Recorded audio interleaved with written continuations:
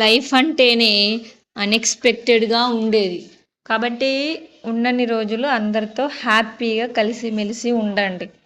అనవసరమైన పంతాలకు పోకుండా కలిసిమెలిసి ఉండండి. ఎందుకంటే ఒక నిమిషంలో నెక్స్ట్ నిమిషంలో ఏం జరుగుతుందో తెలియని లైఫ్ మనది. కాబట్టి ఎవరేం బాధించిన మాటలతో కానీ చేతులతో కానీ బాధ పెట్టినా బాధపడకుండా లైట్ తీసుకొని లైఫ్ని హ్యాపీగా ఎంజాయ్ చేయండి.